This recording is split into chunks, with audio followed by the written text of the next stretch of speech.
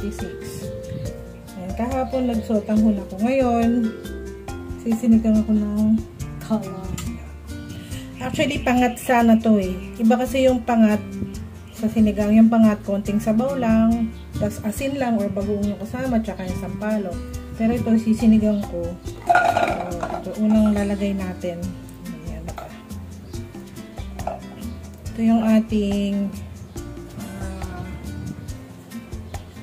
sampalok and wala akong kamatis eh. Sampalok and sibuyas. Tas ilagay na natin to. Lalagyan ko nito. Sarap to sa sinigang. Ayan. Tapos, yung ano natin, yung tilapia, lalagyan ko ng ano dito, oh. Lagyan ko ng luya para hindi siya malansa. Para hindi siya malansa. Ayan, lagyan natin ng luya dyan. Ayan, dito ko sa isisigang para hindi mahirap kunin yung isda. Kasi malambot ka agad yan eh. Ayan, sana naman huminto na yung ulan. Asin lang yung ilalagay ko dyan. Bali, 1 kalahating kilo po itong ating tilapia. 2, 4, 5, 6,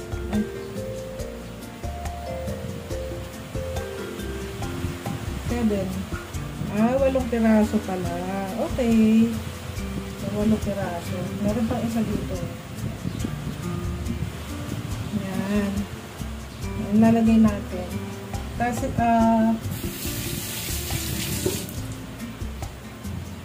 lalagyan ko lang yan ng mga isang kutsarang asin muna.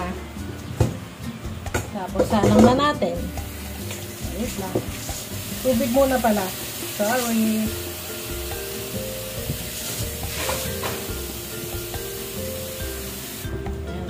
Tapos, lalagyan natin ng tubig. Medyo madami-dami yan. Ito lang. Marami na yun. Sabay-sabay na. Ganyan po ako magsinigang. Tapos yung asin natin ay patis pala. Patis pala yung ilalagay ko, hindi asin. Kasi masarap sana dyan yung bagoong na alamang eh. Kaya lang, dahil wala tayong nabiling bagoong na alamang. Ito, patis na lang. Ganyan po ang aking sinigang. Tapos takpan natin. And then open na yung O, diba? Ito mga mare yung ating maluluto. Ay, sorry. Ay, bango. Ayan o. So, parang ano to? Combination ng sinigang at pangat. Kasi yung pangat, konting sabaw lang. Kaya lang, dahil nga maulan, sinigang natin. So, titikman ko lang siya. Bale, ang tawag dito. Lalagyan ko siya ng ng kangkong din. So, ang bango. Ay. Kulang sa asin. At dahil kulang ang pang-asin natin, yun lang yung nabili kong sampalok. Lagyan natin to. Sarap yung maasim eh. Ay, wala na. Wala. Ay. Mabigas na. Lamig kasi. Sarap dito, maasim. Ayan, asim-asim. Sarap sana dito kung ano po yung mga isda na yan, buhay nung bilhin. Pinalinis ko na lang din. Kasi para mabilis yung trabaho. Though marunong naman ako maglinis ng isda.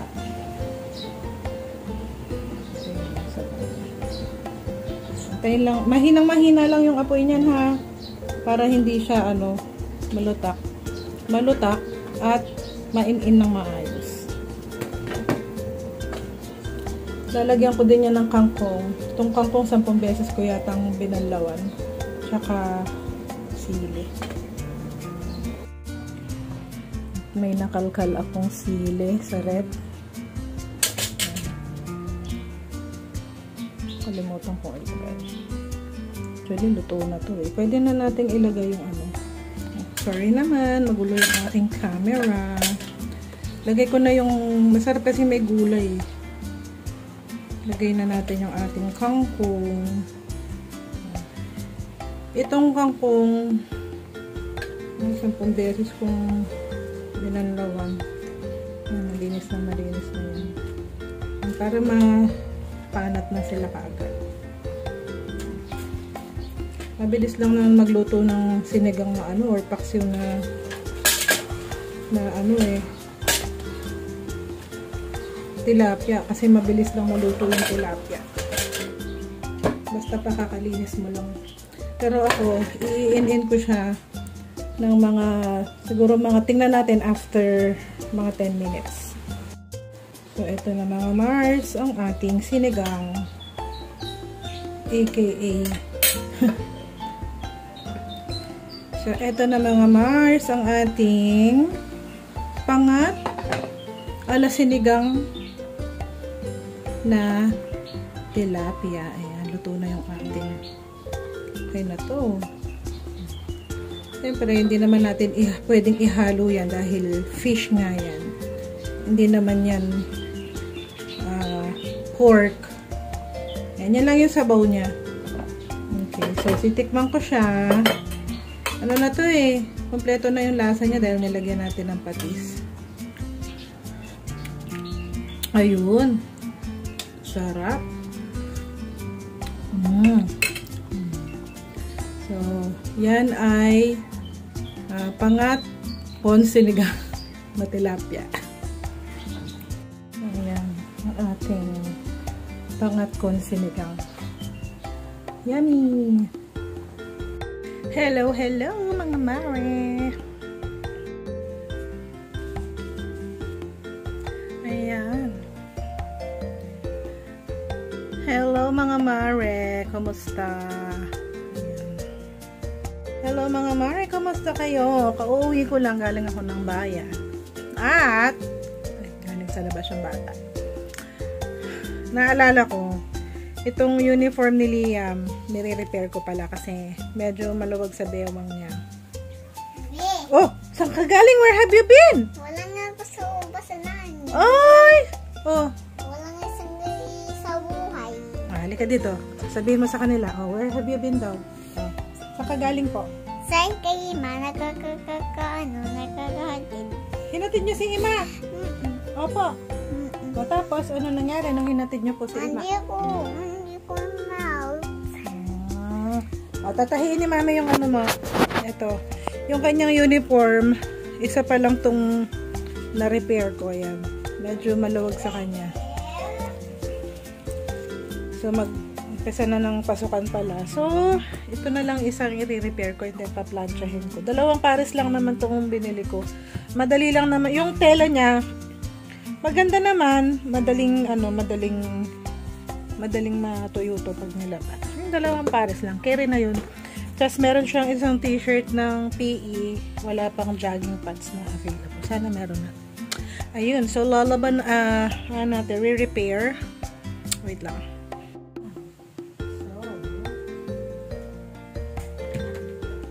Medyo mainit.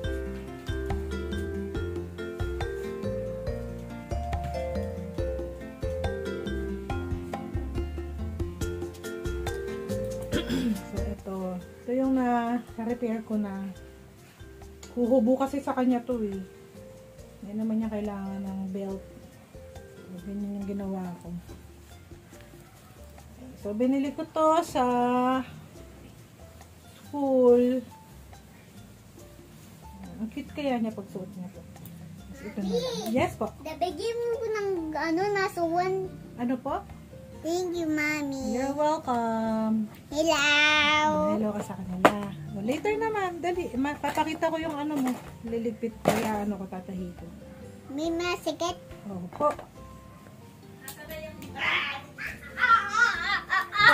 Oo, wag ka dito. Nakabukas yung ano, tatahi ko. Malinis ba yung paa mo? Hindi. Dudumihan niya yung damit ni Daddy. Ulog muna to sa agad siya. Hindi pa pinilitig ano.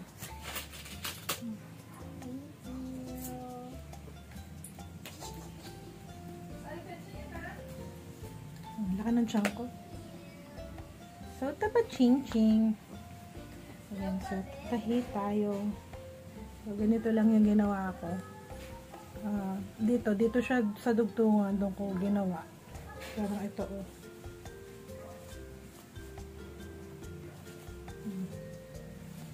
Ito rin. Ganyan lang ang gagawin ko dyan. Ayan. Ay, ito, dito. Ayan. Magkabila. Hindi naman niya kailangan mag-tuck in dahil doon sa style ng uniform niya. Ayan. Ganito.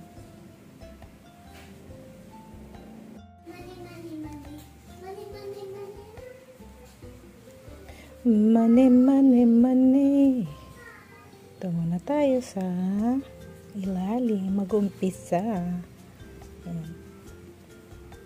Ayan, ganun na lang naman yung pagtatahing ginagawa ko. Hindi naman ako yung marunong magtahi talaga. Dito ko siya inuumpisahan. Ay, shit. Ayan. Yung isang araw ginawa ko yung isa. Ayan. Pero siguradong hindi siya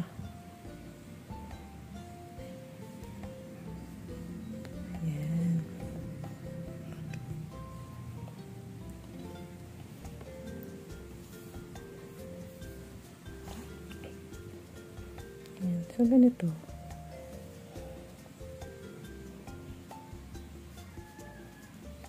Tahi ako kuha lang ako dito ng konti. Itong batang to, ayan, parang siyang reporter no? Tapos igaganyan ko. Ayan. Merong may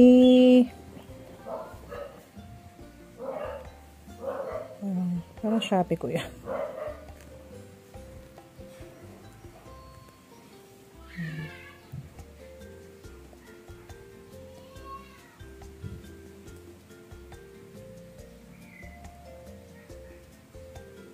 Ngayon ko na lang maaasikaso to dahil grabe busy ako sa bahay. Yung trabaho sa bahay, hindi hindi nauubos.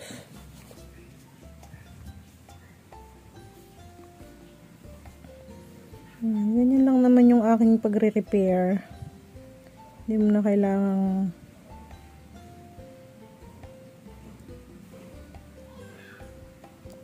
nalalakihan ko ng konti. Yung lola ko, dressmaker. Lola ko kay father side, si Atong Sabi. Yung nanay ko, nakikipanahi din sa dati, nung dalaga siya, sa mga pabrika, patahian. Ayun, tas biyanan ko sa mga garments factory. Tapos si Jimmy Speaks. Ako marunong din naman akong manahi. Nung maliit si Trisha, ng edad mas bata pa kay Liam, siguro mga 2 years old. Pag may mga damit na hindi na sinusuot, ayun ginagawa kong niya, duster niya. Kaya lagi siyang nakadress nun eh. Minsan panjama niya.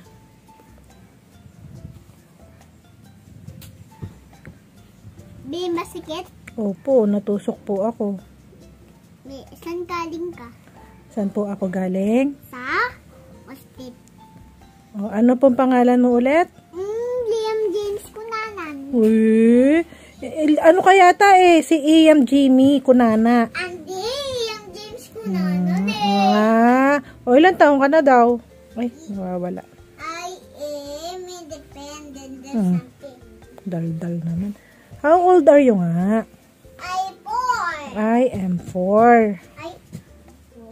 Ganyan lang naman yung ating ano. Hindi naman uurarate na yun eh. Baby, yung tayo Shopee. Kanino daw Shopee yun po? Ikaw, amihan kulanan. Kay amihan ko nanan daw. Hindi mo binayaran.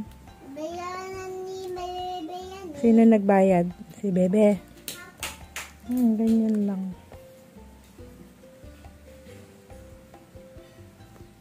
Ganyan po si Liam. Madaldal. Nakalabas na naman siya. Nagpunta lang ako ng bayan. Ayun, nakalabas na naman siya. Ayun, tapusin ko lang to. Tapos pakita ko sa inyo kung ano yung itsura niya pag natapos na. Okay?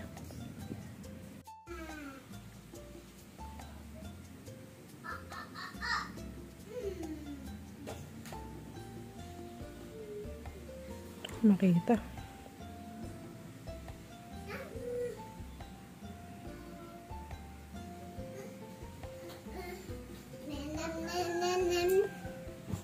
May mato. Oo, matutusok ako.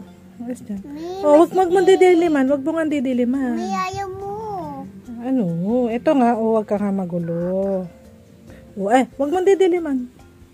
Ganyan yung dilaan muna natin, ha? Nakatingin si Leah. Hindi, matusok ka. Kaya nga, wag ka magulo eh. Hindi ko matusok tuloy, oh. Grabe, no? Dati, isang ganyan lang. Laki-laki na ng butas ng ano na yan, nakarayom. Ayun. Galing ni Mami, oh. Ang galing-galing naman ni Mami. Wait lang. May masusugat ko ba? Hindi sok. Matanggal. Alis na. Excuse me. Excuse me. Yan, oh. May natutusukin ka. Ikaw kaya lumayo, baka matutusok ka. Yan. Gawa na isa. Ay, sorry. Ano ba yan? Wait lang. Gawa na po yung isa. Ganyan lang. Ayan. Yes, please. Dito naman tayo sa kabila. I take up my monster. Dito naman. What's that again? Pinagsasabi ng bata. Yan. Ayan. Dito naman. Next. This, no? Ayun. So, actually, naalala ko pala. Okay. So, naalala ko pala. Maraming, hindi mo marami. May mga 3 yatang nag-chat sa akin. Kung paano daw yung process ng frenectomy ni Liam. So, yung sa frenectomy, gaya nung pagkaka-explain ko, pag bagong panganak, pwede nilang gawin right away. So, igaganyan lang nila, hindi lang. Pinch lang nila. Kunwari, ito yung dugtungan, pipinch lang nilang ganyan. Parang ano lang daw yan, papel. Para siyang taba, na manipis na madali siyang i-pinch. Pero pag lumaki na siya, kunwari mga 1 month, 2 months, hanggang sa clinic na nila ginagawa, sa clinic ng doktor. Tapos, pag ang mga edad niya, kagaya na ni Liam, or 3 years old, 4 years old, yung medyo malakas na bilis nang magpumiglas. Yung pinapatulog na nila yan. Na ano na nila, sinesedate na nila, and then anesthesia.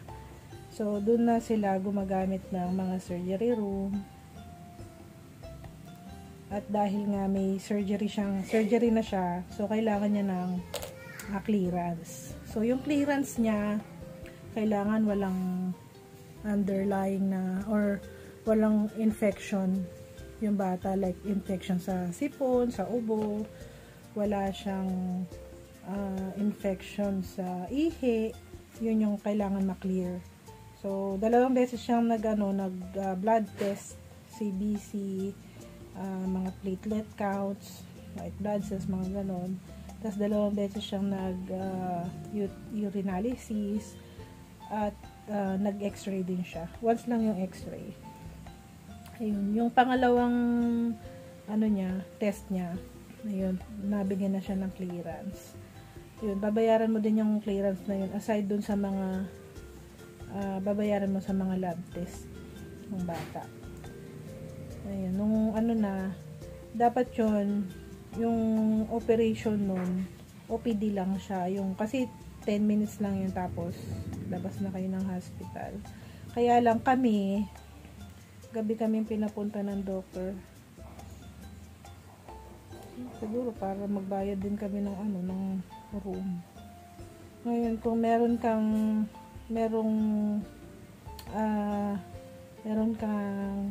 ang tawag dito, PhilHealth.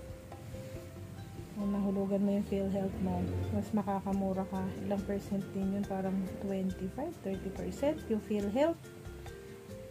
Dahil ako, tagal na akong di nag-work. Siyempre, wala akong active na hulog sa PhilHealth.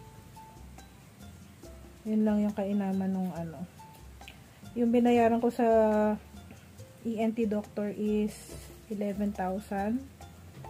Yung sa anesthesia is 5,000.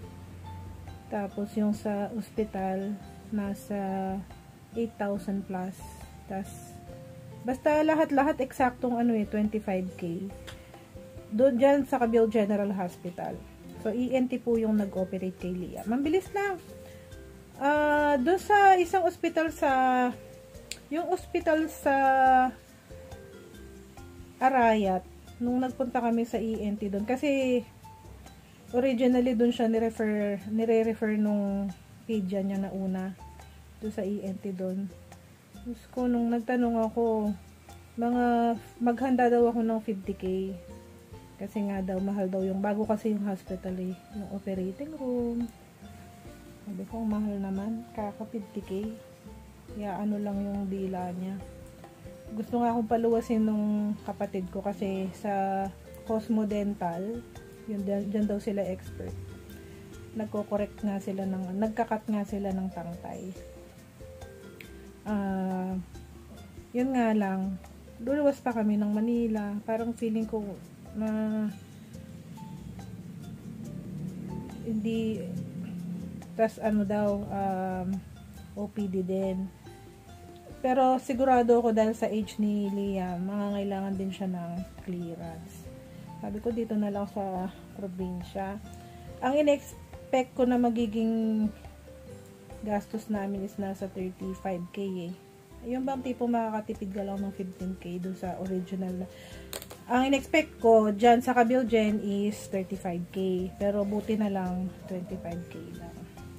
Ayun, yung napanood ko sa TikTok, nagpa-release siya ng lip tie tsaka tongue tie. Bali dito at tsaka dito, umabot ng 22K lahat nung binayaran niya. Parang sa dental niya dinala dental clinic. Sinidate din yung anak niya. Ayun, nakakainis yun. Nakakaaway mga bata pag galing ng pagkakasidate. Ayun. Yun lang.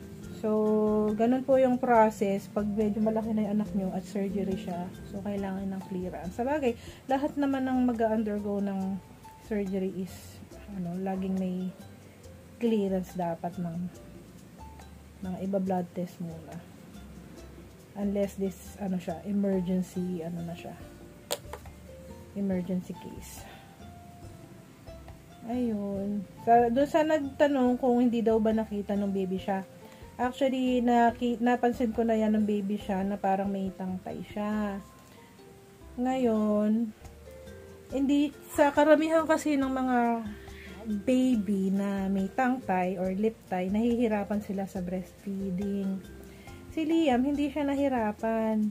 Dumededi kasi siya sa bote, tas nagbe-breastfeed pa kami dalawa. Mix kami. Napansin ko na may tangtay siya kasi yung dila niya nag-heart shape. Kasi yung ate niya lip tie naman kaya nung si Bebe, magkahiwala yung ngipin niya sa harap ko. Nung sinabi ko kay pidya niya sa Arayat, sabi niya, madami daw siyang naging mga pasyente na mga inalagaan na bata na may tongue-tie, lip-tie, hindi naman sila nagkaroon ng speech problem. Di daw sila nagkaroon ng speech delay. So, si Liam din naman siya nagka-speech delay kasi napakadaldal niya, Diyos ko. Wala pang isang taon, nag-ano na yan daldal na yan eh. Yun nga lang, napansin ko, yung letter R niya, hindi siya iba yung kanyang letter R. Yung masarap niya, nagiging masawap, nagiging double yung relo, nagiging lelo. Kaya, sabi ko kay Doc, parang gusto ko siyang ipa-operate po. Ayun, doon na nga niya ako ni-refer diyan sa may ENT sa may Arayat. Ayun, mabait naman yung ENT dito sa Cabiao. Mga bata pa sila. Ayun, so ganun yung nangyari sa kanya nung pina-opera namin. So, overnight lang kami sa hospital. Tapos, umuwi na rin kami kinabukasan. Naririnig ko si Liam dumadal daw kay daddy niya. Ayun. Patapos na to. Ano to? Padaldal. Kahit na hindi mo na plansyahin tong damit na to eh. Yung uniform niya eh. Parang galing Pilinansya. Saka madali lang siyang matuyo. Pwede mo siyang itapat sa electric fan. Ayan. Sa mga ibang estudyante doon, binibigyan nila ng pin. Libre lang. Hinihingan ko si Liam, bawal daw yung pin sa kanila. Hindi pa daw pwede yung pin sa kanila. Mga preschooler. Parang pang high school lang yata yung pin nila. Hanggang senior high yung tinuturuan nila dun eh.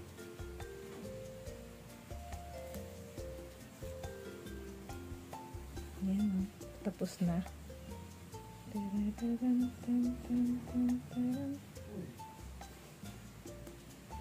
Grabe oh, may lamok. May lamok.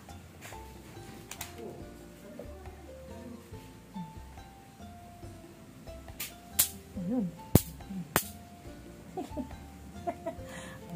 Kulit mo na eh. Kulit-kulit eh. Kala nila hindi sila masusunog. Ayun. Okay na uniform ni Liam. May medyas na siya. Nabilang ko na siya ng medyas noon. Tapos nabilang ko na siya ng ito pa. Meron pa. Alam mo, di kita mahuhuli.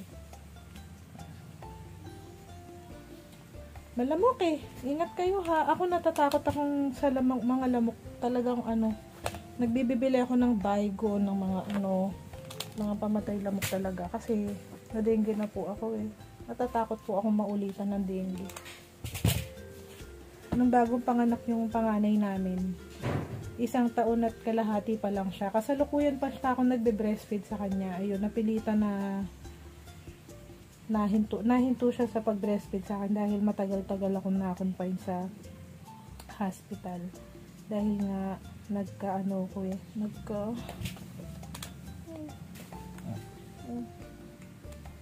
ayan, nahuli ko siya. Ang kala niya nga masakit eh.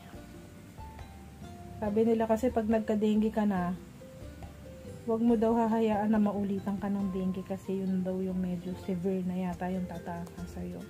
Kaya ako sa lamok talaga, takot na takot talaga ako.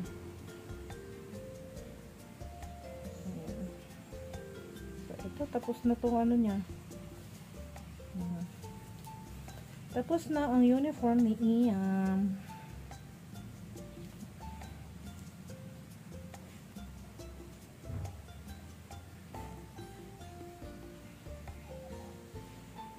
The girl of your dream.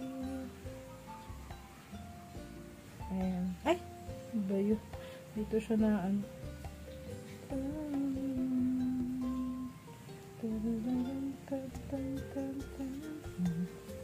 Tapos na.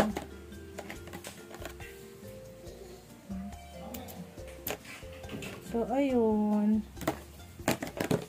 Liam! Hindi ka dito. Ihi ka ba? Oh, hintayin mo si daddy dyan. Oh, ito yung uniform niya. Matibay naman yung pagkaka... Ito na yung pinakamaliit nila eh. Hanggang kalahati ng hita niya. Ito ko baka isang taon lang maliit na sa kanya ito. Hindi na niya pwedeng isuot sa...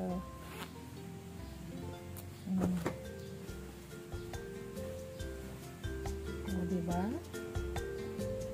Kailangan marunong ka talagang magtahi-tahi.